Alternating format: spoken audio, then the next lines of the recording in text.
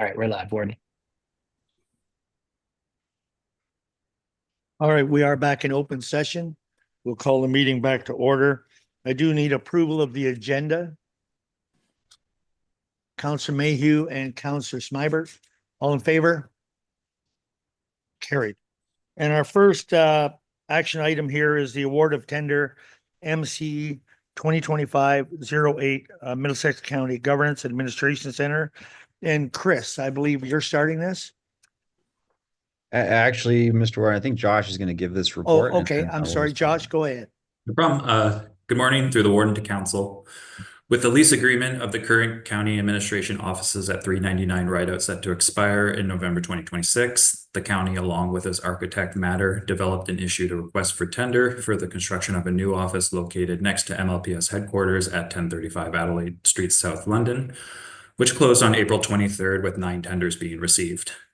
The county and Matter reviewed the low tender from Barabo Construction based out of Dorchester, which was deemed compliant.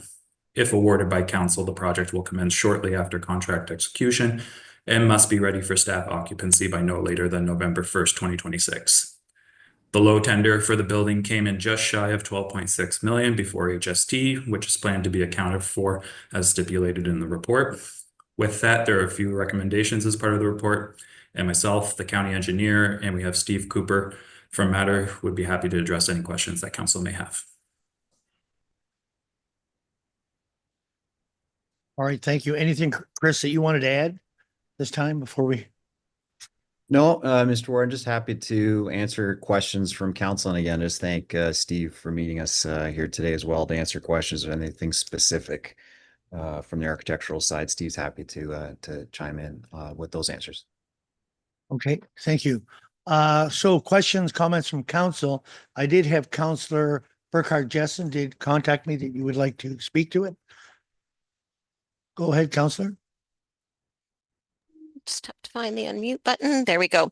Thank you, and through the warden. Thanks for this report, Josh. I've been fortunate enough to have been on the design committee, and it certainly is an exciting project. There's no question. And I would say I can't speak for the other members of the committee, but it seems like it's been a long time coming. That's for sure.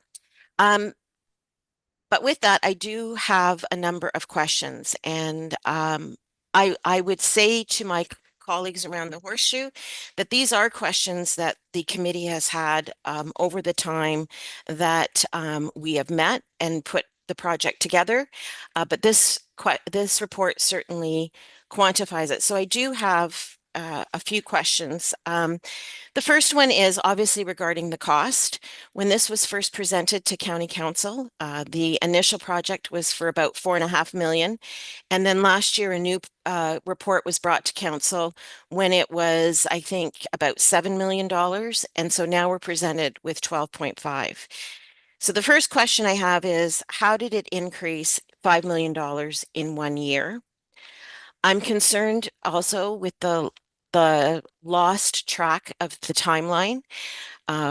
We had been told and time again that it was going to be we would be having this meeting and the award would be going prior to the end of 2024 with a completion date in late 2025. And certainly with this report today, that puts us behind. So how did we get so far behind?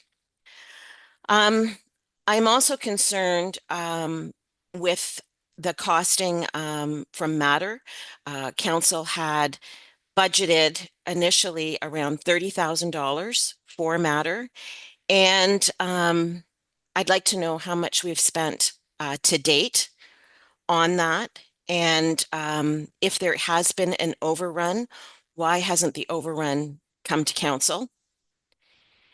And the last question I have, which I think is maybe the most important one, is I don't believe that this project shows up anywhere in the budget. And I'm concerned that right now, the way it is being presented, I feel like if we were to say yes to what has been presented today, that we're just writing a blank check, that there's no top end that we're willing to cut off. And I am concerned that appropriate funding plans have not been presented, more than just take $6 million out of reserves and we'll look at something else.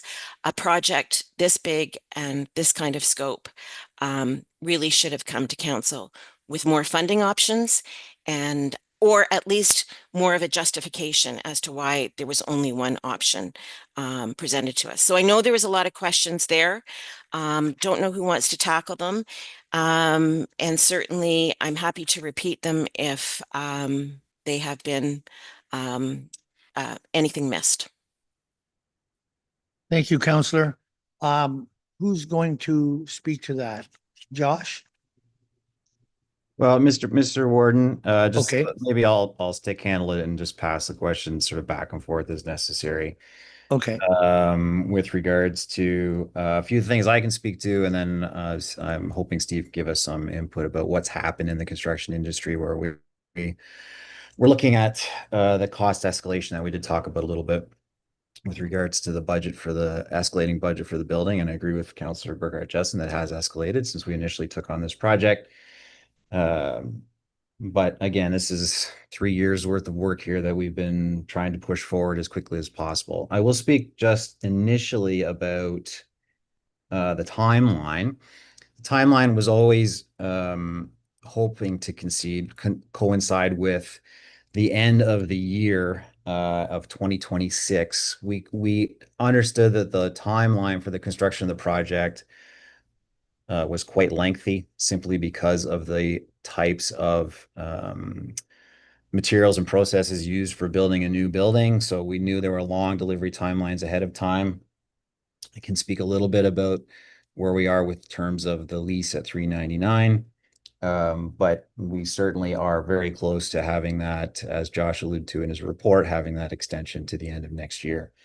And there were a few reasons why we got out of time on some of these issues with some changes and things with the schedule. So I just wanted to make sure that we're still on that revised timeline. We can talk a little bit about the use of revenues from the sale of 399 and 50 King.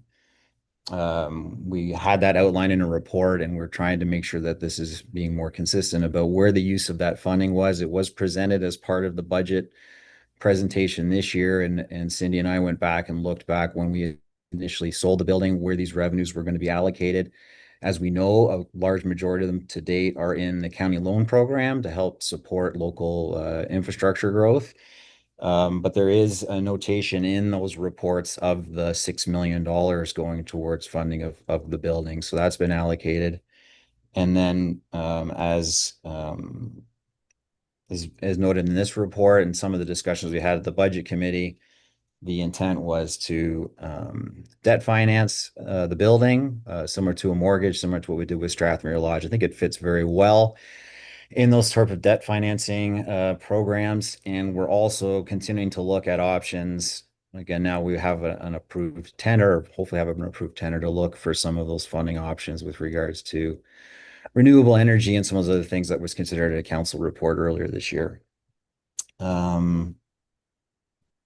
Maybe I will let Steve talk a little bit about what's sort of happened in the industry, some of the challenges we're seeing with tariffs and uncertainty with regards to that marketplace, and how we try to protect ourselves with the way we wrote this tender to make sure we're not taking on undue risk here. But maybe just let Steve talk about where this project came in, and what we're looking at comparatively what's happening out in the marketplace right now. Sure, thank you. So in terms of like what we've seen with the marketplace, obviously we know we're dealing with these tariffs on a daily basis.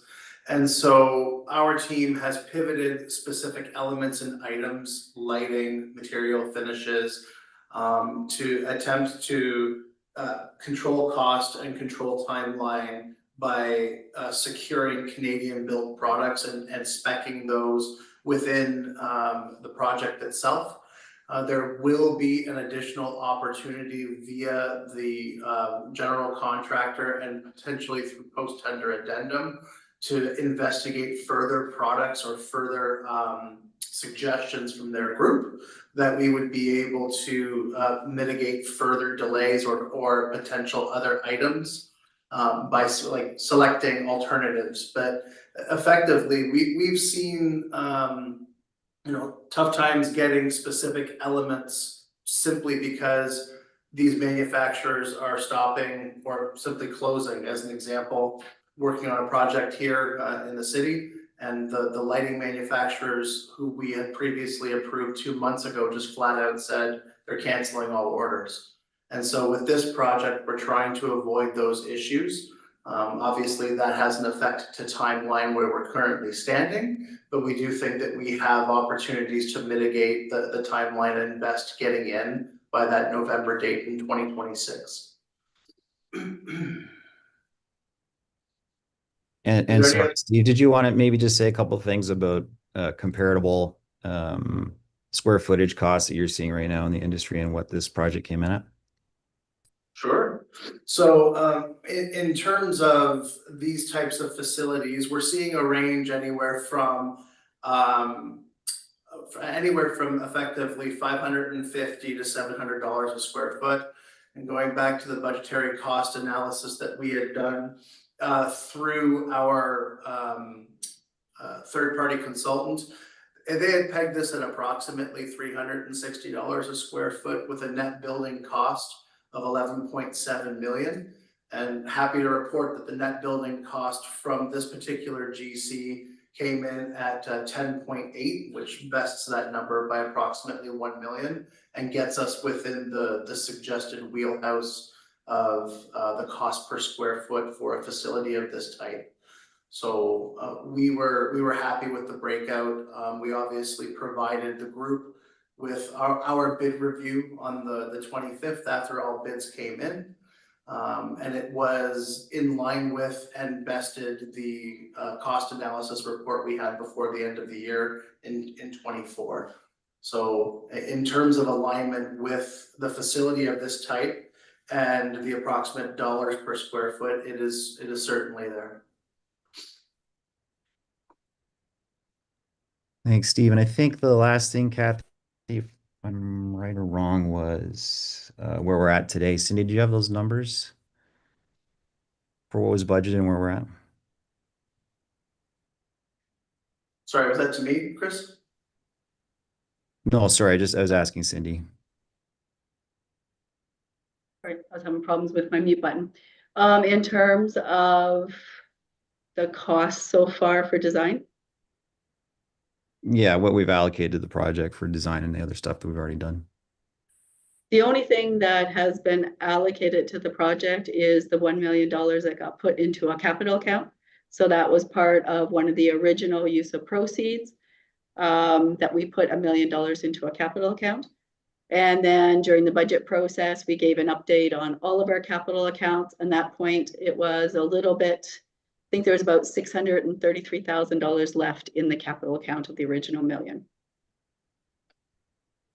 Yeah, and to be clear, that covers off matters design fees, our staff going through the site plan application with the City of London, and some of the works that we undertook with in-house staff around some of the improvements to the parking lot, and some of the work we're doing just to remove the berm, do some siltation control, some of the lighting and stuff we did out there, I think was all part of that capital account for that half of the property on the MLPS side of things. So I think that encapsulated everything in that budget.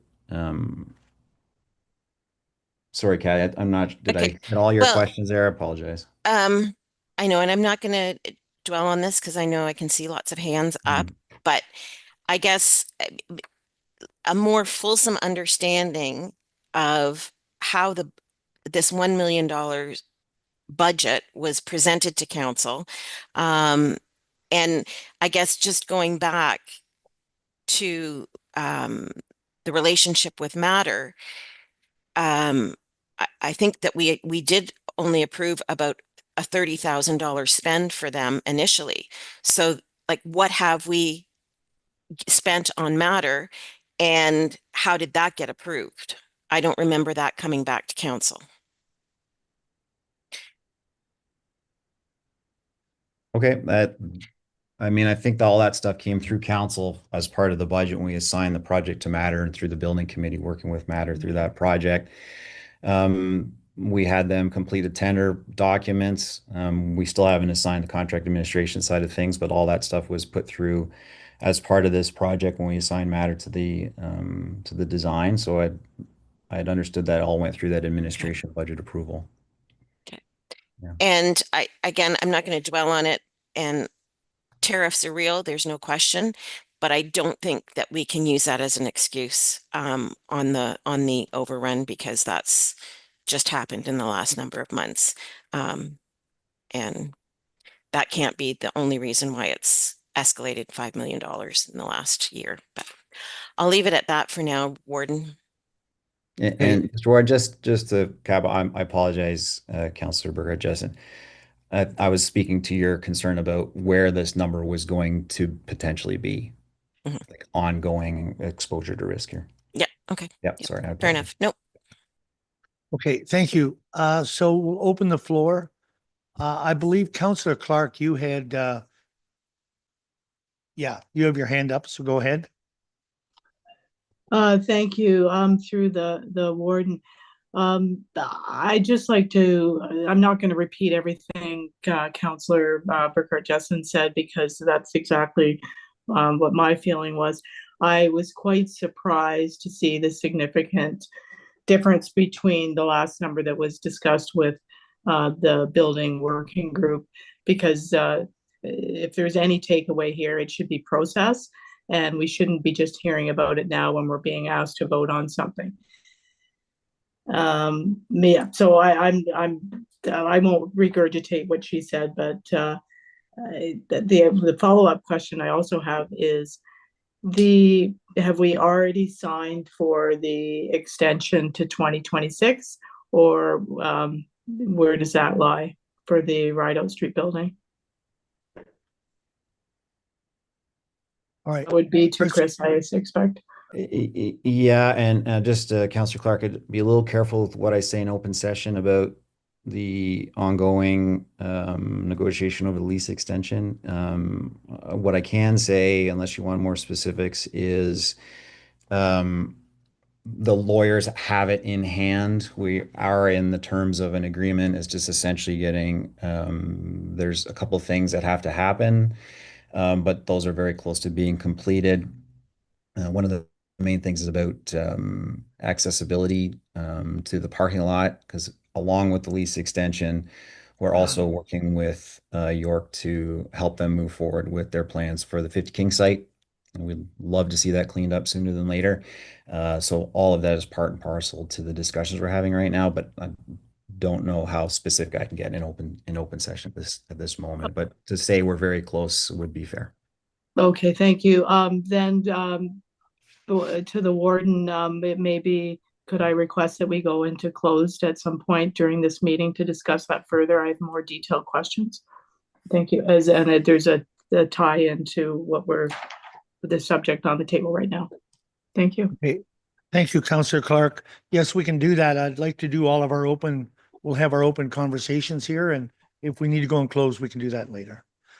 Councillor McGuire and then Councillor Grantham. Good morning, everyone, and thank you, Mr. Warden. I share the same concerns that have already been voiced. I'm not afraid to pivot on this, and I'm feeling like I'm being forced down a path that I'm not comfortable with. The world has changed dramatically. We see many businesses pivoting their positions, and I think it's time for us to take that sober second thought. Costs have risen to something we had never anticipated.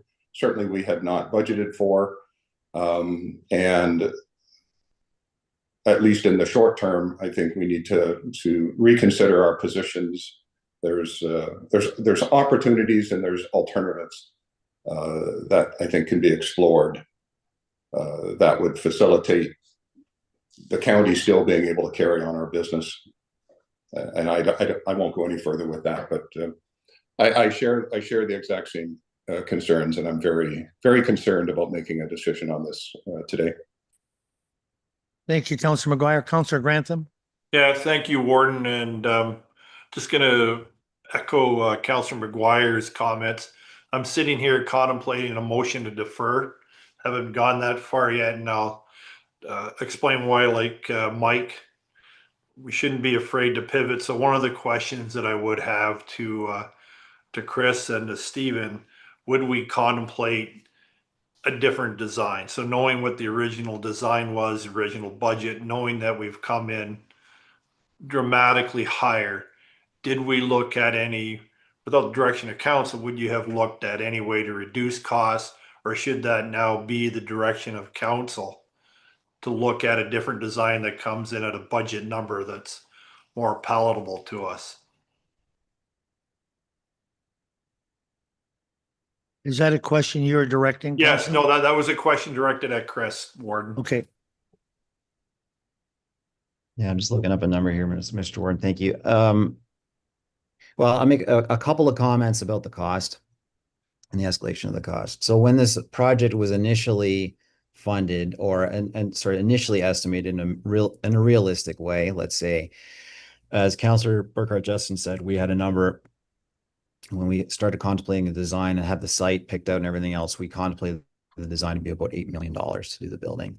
The $4.5 million that came out originally was when we first started on this project, and we were looking at certain alternatives to try and find a like-for-like type of building. We were looking to buy something that was already in place. We could not find anything that suited our needs. And we continue to monitor that. There still really isn't much there to suit our needs. And then we tried to look at it more sort of drill down into what the costs were going to be. So the realistic number, I think, when we got into the design, settled on the Adelaide Street site was in the $8 million range. That was back in 2023. As everybody knows, we've gone through a couple of years of pretty dramatic inflationary changes to what things cost. And we continue to try and stay on top of those costs. As Stephen was saying, looking at alternative design features, doing some different things. And unfortunately, the numbers continue to rise to that square footage cost that we were seeing, and that was across the marketplace. So we weren't proposing anything that is out of line with what we're typically seeing for this type of building in the marketplace. I would also note that the building did go through a significant change through discussion with the building working group to add a basement, which became necessary for housing some of the electrical, some of the HVAC, and then providing us secure storage space for a vault, which we need to have wherever we go with regard to some of the sensitive documents that we handle at the County of Middlesex. So we've kind of kept in line, and I was quite surprised to see the number come in. And it definitely is high, but to see it come in just north of that 10 million certainly calmed my fears a bit about where we're going and what direction we're heading in with regards to the cost of building in Ontario and in London. And again, we are mindful of the uncertainty in the marketplace, and we'll have some strategies to talk about how to deal with those if and when they arise. But Steve's already doing a lot of that stuff on our behalf with regards to discussions with the potential builder. I'm not sure if that answers your question, Yeah. Councillor Grantham. Was something else? No, A follow-up, Councillor? Go ahead. Yeah, fine. And Warden, I understand that a motion to defer may cut off debate. So when it does come to the actual recommendation, I will be making a motion to defer this matter until the next regular council meeting. I understand there's some timeliness or need on Chris's part to move with this, but I think council as a whole, when I'm seeing a lot of questions, I have a lot of questions. So for me to vote today one way or the other, either for or against, I think is a little premature. There are more questions that we need answered. So Warden and Clerk, I'm not sure the process, but when it does come time, I will be making a motion to defer this matter. Okay, thank you, Counselor. Other questions, comments from Counselor Smibert? Great, thank you. I guess I'm a little bit surprised that the building committee hasn't been kept apprised in terms of the cost and the project schedule, that type of thing. I'm not on the committee, so I don't want to provide any more comments on that. With respect to the use of proceeds, though, when the budget committee did take a look at that, I know that the treasurer had indicated that she would be bringing forward a report in terms of the use of proceeds, because I think decisions had been made previously about where those proceeds were going to go, and I think it was time for us to take another look at that. I agree with Councillor Burkhart-Jessen in that I'd like to see more options in terms of the financing piece. I'm not sure why the 6 million was used. I understand it was kind of like a placeholder within the budget, but I would like to see, even taking a look at financing all of the project costs or a portion, what that means for us kind of in the short term and the long term. I just feel like I just don't have a really good solid financial picture of this project and where it puts the county. So I understand that Councillor Grantham's looking at a deferral. I guess I'm hoping that the deferral will include more information to come back to council so that we can make a more informed decision. So not really a question, I guess, just more of a comment. Thank you, Counselor. And I think that's part of, if there's a motion to defer, we have to be specific what we're wanting to see. I agree with you. Other comments, questions? Counselor Clark, you had your hand up. Yeah, I forgot to ask for clarity. I think when the building working group last met, I know for a fact the number was 7 million, but I also, if I remember correctly, that 7 million did not include, that's not all in. That's not furnishings and whatnot. That's how we arrived at that number. So does this 12 million include everything?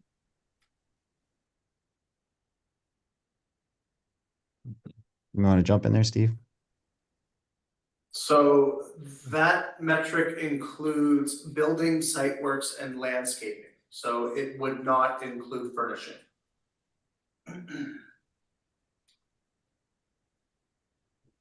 Okay.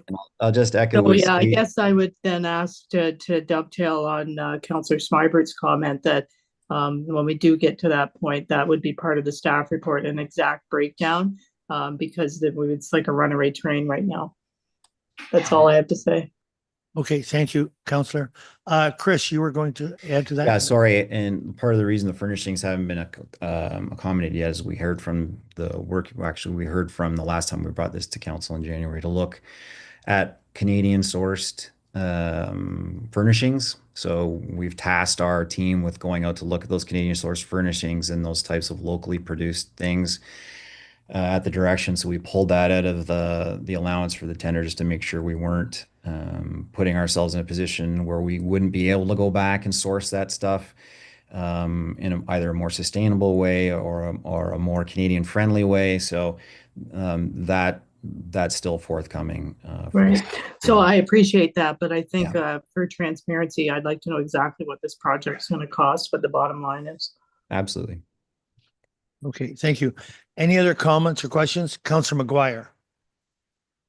Thank you, Mr. Warden. I just want to comment further about my comment to pivot is really the concept, is this the project we should be doing right now? Are you going to be able to get source materials to build this? We don't know. Things are changing daily. Is it where we need to be right now? I know it was a great decision when it was originally concepted, but is it still a good decision? And that's where I'm looking at the pivot. Then if it is a good decision, there's all the financing and issues in the background, but I just have a big problem. Even if we figure out how to finance it, we don't know if source materials are going to be available to us and what the timelines look like. And the longer it drags on, the potential of this becoming a multi-year project is very worrisome. Thank you, Councillor. Chris, do you want to respond to that one? Yeah, let me say a couple things about that. Thanks, Councilor McGuire, because probably this would be a good time to talk a little bit about pivoting, a little bit about timelines, a little bit of protections with that. So, like any contract, we have a sort of a drop dead date beyond which is November the 1st of next year, beyond which there are significant penalties of the contractor with regards to not being occupancy ready in that new building by November of next year, or the 1st of November of next year, which gives us a 2-month window with regards to potentially vacating 399 and moving into the new building, which is more than sufficient for us to make that move. So from a timeline perspective, and Steve would I'm sure jump in and tell me if I'm speaking out of turn here, but we're confident that the building will get built and be ready to go by next year. You know, talking to Barabo, they're very excited to have the project move forward. Obviously, they were competitive in their bid. Local contractor, they're really committed to the county, and I have really very few concerns about us not being able to move forward with this. There's alternatives to materials that are available for us to be able to continue to track forward with this building. And again, I would say we're going to be more careful because of the way things have changed. Some of the stuff that Steve's talking about in the City of London and some of the other projects even that we've done were tendered prior to the U.S. election. So, we're more cognizant of what's happening now in the marketplace. So we can be more careful and take better precautions and get a bigger lead time on ordering those types of materials. Sorry, Chris, I a was little. just gonna, I I'm was gonna sorry. state as well in terms of the ability to be in completed construction within that duration of time. Of the 9 groups that submitted their bids, there was only one that had noted that they would need till December and not November. So in terms of the professional contractors world and being able to provide this product by that date, more than the majority of the contractors felt that it was within the realm of reality based on what's currently happening. That's great. Thanks, Steve. And maybe to sort of just talk a little bit about the pivot, because I know that this is a project that's been going on for a while.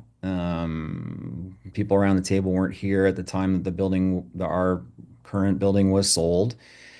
The intent was for us to, well, obviously for us not to be in 399 forever and to find a new home for county administration.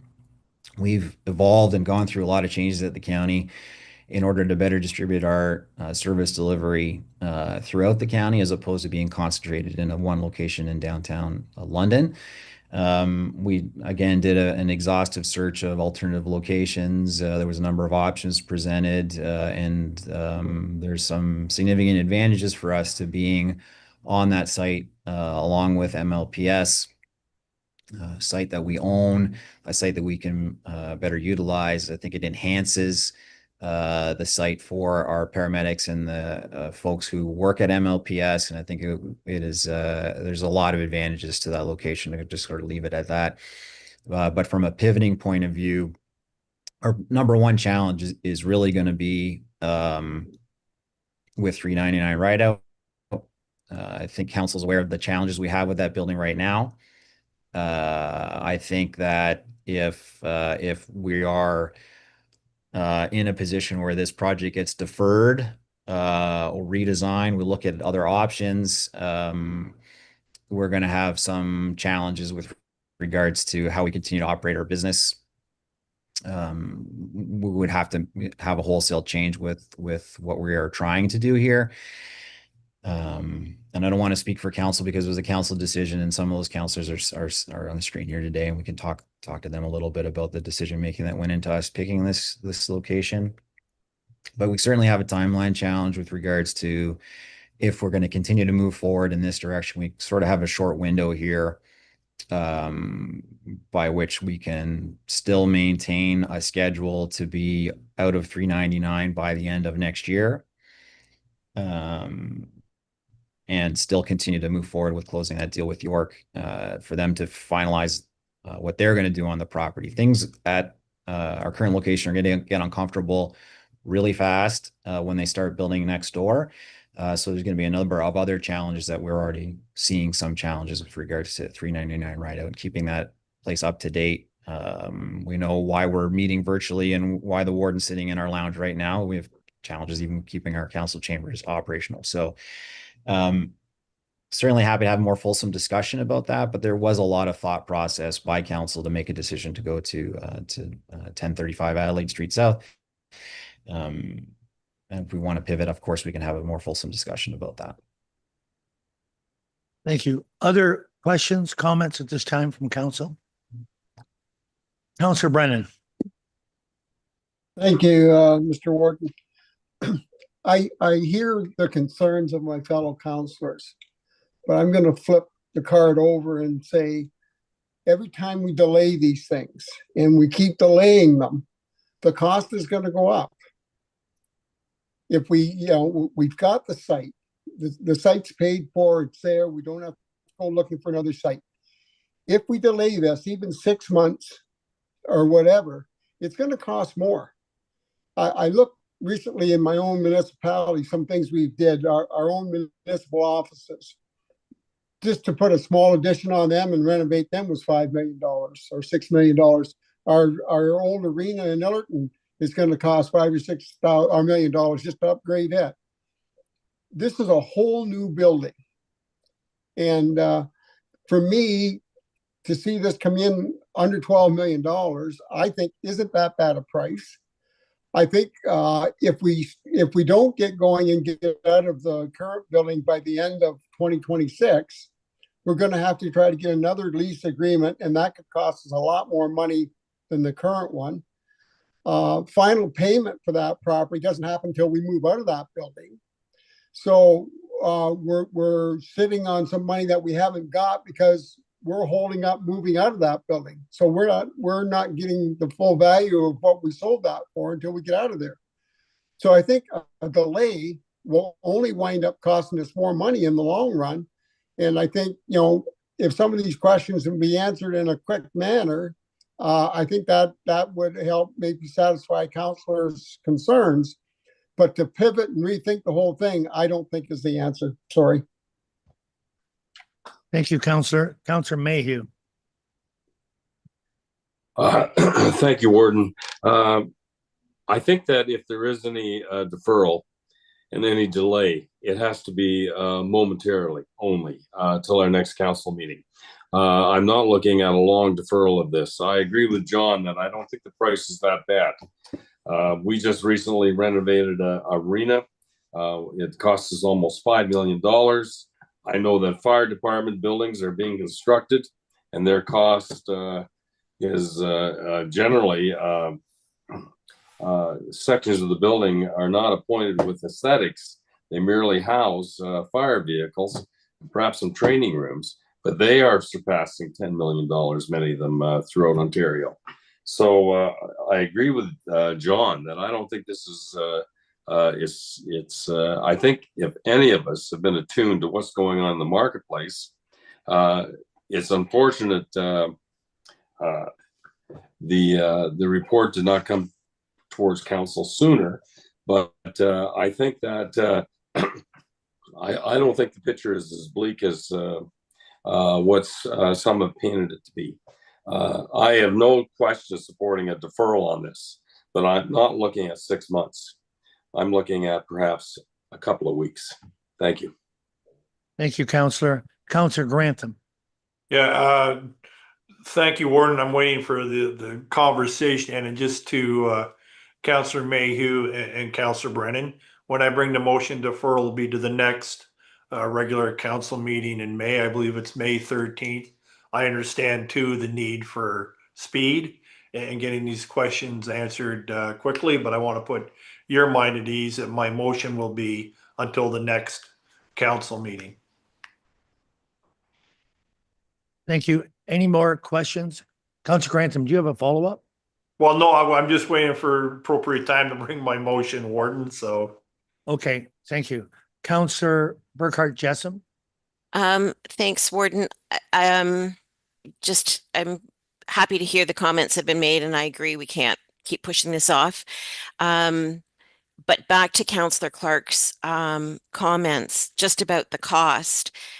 I think we can't lose sight of this is for building only, and we need, a clearer understanding of what, all the furnishings are going to be and how that's going to escalate. Because certainly, I think Councillor DeVete and Councillor Clark can back me up. When the working group got together initially, the dollar figures that were being discussed were all in dollar figures. And so I think council really needs to understand what the fulsome cost of this is.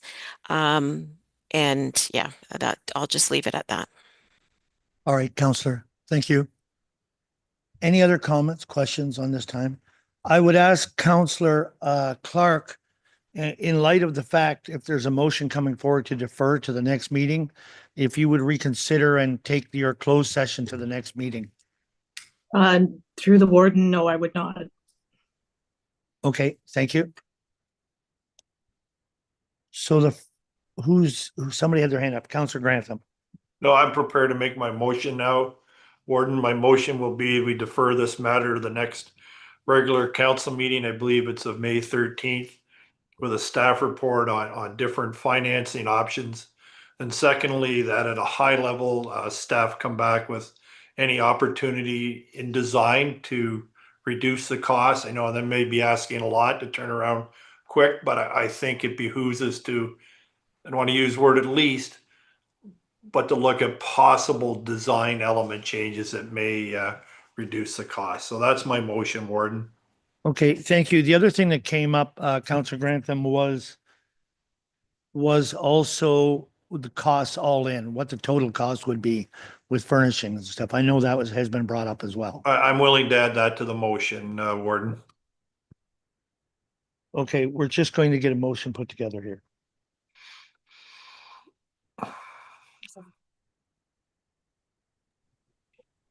Mr. Warden, you might not see Go my ahead, hand. Chris. Just, Go ahead. Just better just make a couple comments here before we put the motion together. Yep. Certainly, everything being discussed is certainly doable. So there's a couple of things. So it just was checking with Josh. We're fine to push Bearable back to the 13th. That's perfectly fine. We can certainly have them hold that contract price for us. So that's not a problem at all. And if it was a problem, I would make a phone call and have a conversation. We will come back to you with Steve and I will work on getting the all-in price for the building, which will include the contract administration, an allowance for the furnishings. We won't be able to give you a firm number on the furnishings because I do really want to finish our exercise with regards to completing our search for Canadian-friendly furnishing options. As we got a little bit derailed there, but we should give you a good number for that. I also want to remind council that we haven't discussed it today, but we are going to go forward with, or we have been given authorization to go forward with renewable energy project on the site. But we didn't want to go forward with that until we awarded this tender.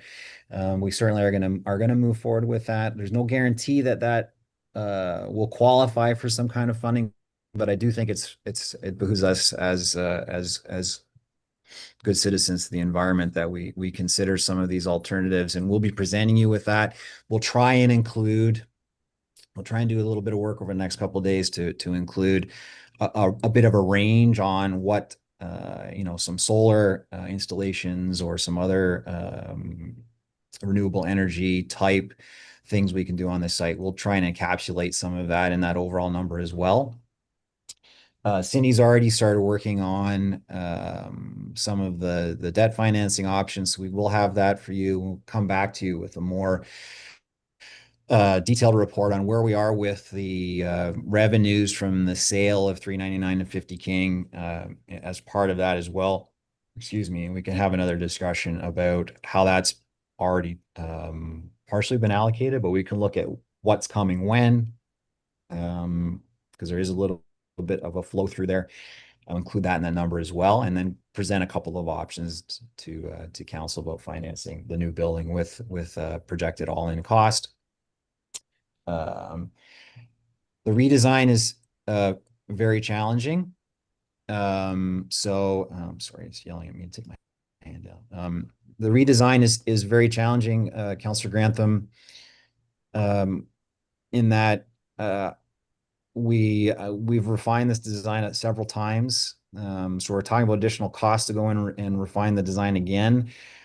And any significant change that would mean a meaningful change in the scope and size of the building, because we're looking at good square footage costs here. That the numbers are quite good for the size of the building we're building on a square footage cost. But any kind of significant change to that design is going to create a retender. And I think it would be very challenging for us to meet our schedule demands if we start redesigning things, because it means redesigning your HVAC systems, redesigning some electrical. I know Chris Bailey and his team have done a ton of work on the IT side to make sure we're going to be IT ready for this building, to be wireless, and have our council chambers all ready to go for smooth broadcasting and all those sorts of things. So a redesign, and even a relatively minor one, could be very challenging. But we will have a look and see if there's anything there. It's just going to be blatantly on an engineering feat for us to be able to do any kind of meaningful redesign, get this thing retendered, and have this thing done by the end of next year at this stage without incurring a bunch of additional costs at this point in time. So I just wanted to put that forward just to respond to Councillor Grantham's discussion about a redesign of the building. And thank you for that, Chris. And all I'm going to ask is we could try. You understand the necessity to at least try. Okay, Absolutely. thank you. Does that what Chris is saying he's going to bring back, does that cover what you're looking for? Yes, Warden, it does. Okay, thank you. We have a motion ready for use.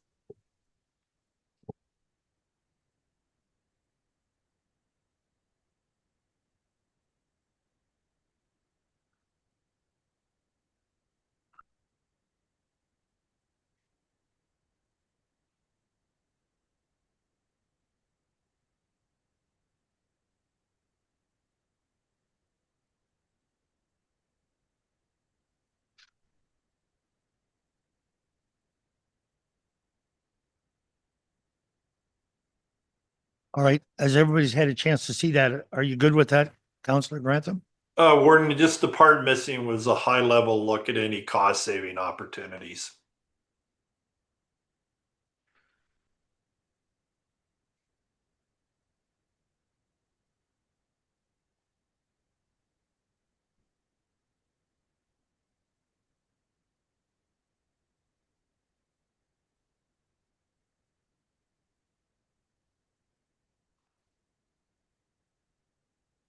They're just doing an adjustment on that. Yeah.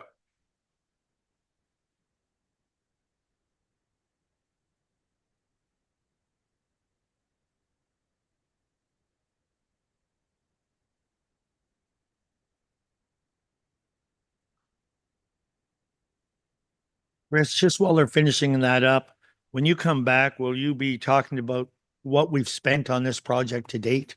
Yeah, well, the all-in costs will have everything from Okay. inception to completion, basically. Okay, thank you. Yep.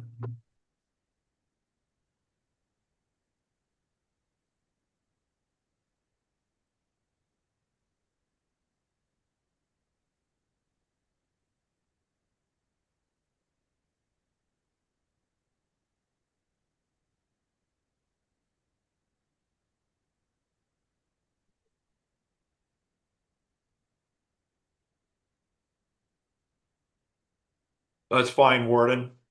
Okay. All right. We have a motion. Is there a seconder for that motion? I'm looking for a seconder. Councillor Brennan, in favor of that motion?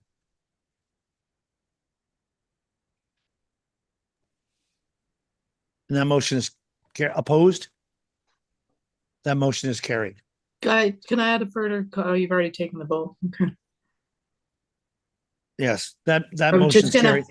right, but maybe it's not gonna make any difference to the motion. I just further comment was Chris, it might be useful to, you can highlight possibly, or Steve can, the areas where the building working group did discuss changes that actually did result. So like I think we talked about different type of glass and whatnot for cost savings. So those conversations did happen. So it might be worthwhile to share those within that report as well.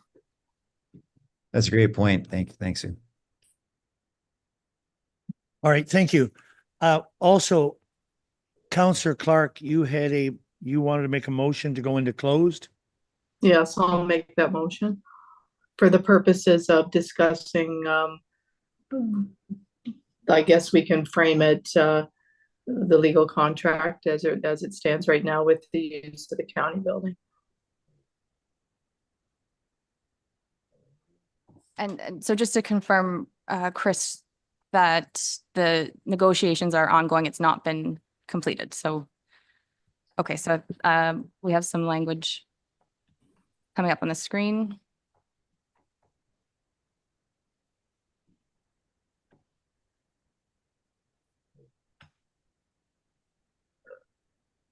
Does that cover it, Councillor Clark?